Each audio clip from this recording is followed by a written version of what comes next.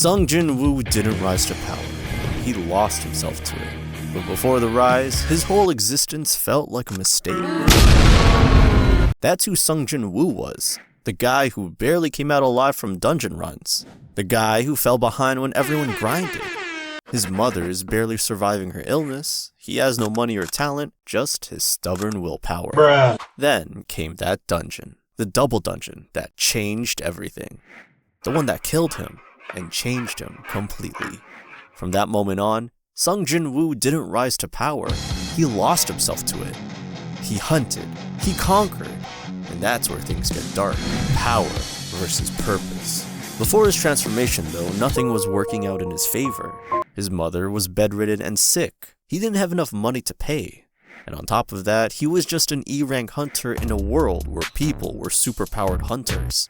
Jin-woo was literally at the lowest point of his life. He was always getting hurt and was seen as nothing but a liability. Every day, this feeling of helplessness weighed heavily on him and made him feel like a failure, not just as a hunter, but as a brother and a person.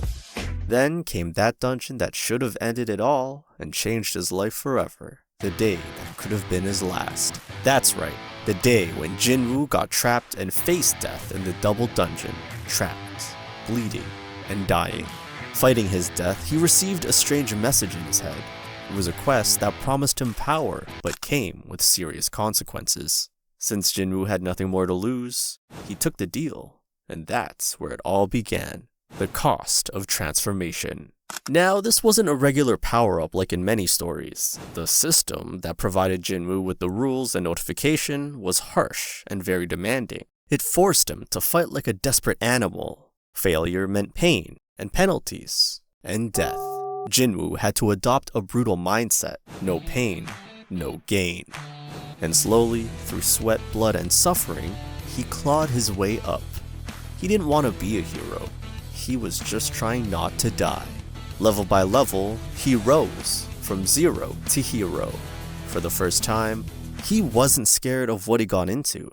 For example, in one of his early quests, Jin-woo had to get rid of poisonous spiders that would have been too overwhelming for his E-rank self. But now that he leveled up, taking on poisonous spiders was nothing but a piece of cake for him.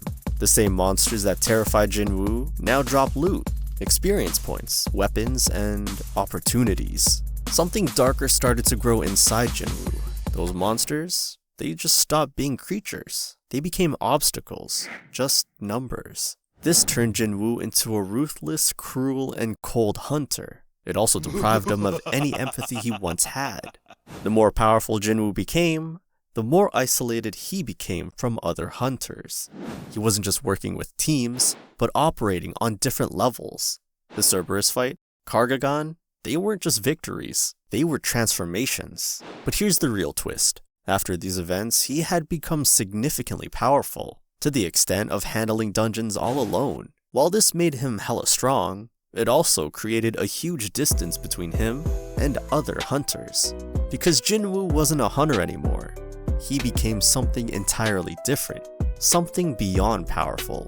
The stronger he got, the more he drifted from his previous life and connections. At first, Jin-woo only wanted to help his sick mother, so becoming stronger was the only way to save her. But as he gained more and more power, Jin-woo started to prioritize becoming the strongest to take over instead. This desire to become the strongest became addictive because for someone who started off as nobody, the idea of returning back into weakness was terrifying. So Jin-woo got addicted to power, with the system keeping on giving him more power, more levels, and abilities, which is like a real-time game. Power becomes so addictive that Jin-woo starts craving it not just for protection though, but for the thrill and satisfaction, which ultimately starts to consume him. Just like that, as Jin-woo becomes stronger, he distances himself from others, and he becomes someone who no longer relates to human struggles, fears, and limitations. He stops seeing monsters and people as living beings. For Jin-woo, they have become stepping stones, and his solution?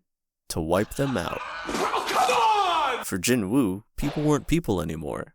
They were choices. This addiction also weakens Jin-woo's moral sense. He starts making morally questionable choices. For example, at one point in the story, Jinwoo comes across a dungeon with trapped construction workers who could use some help, but Jinwoo doesn't rush to save them. Instead, he ponders whether saving them is worth the risk or not. Now, this shows the morally gray side of Jinwoo. While he's not being evil, he's clearly not being a hero as well. He was no longer thinking like a person, he was thinking like a player.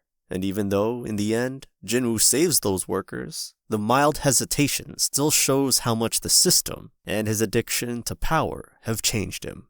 Through this change, Jinwoo became someone who was focused only on results. He became rather cold and logical. Remember, he used to fight only for his family, but after gaining power again, did he forget everything? Did power become something more important than the people he loved?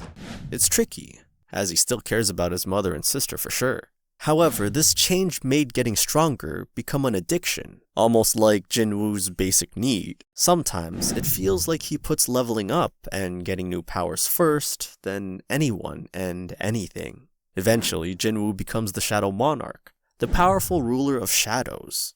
He worked hard to get there, but this hard work also raises big questions about whether Jinwoo is still himself, or has he become someone completely different.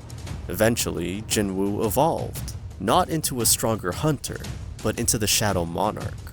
He now ruled the dead, commanded darkness, and that came with a terrifying price. He became something inhuman, something terrifying. To sum it up, Jinwoo's hard work came with a heavy price. But the real question is, was this change actually necessary?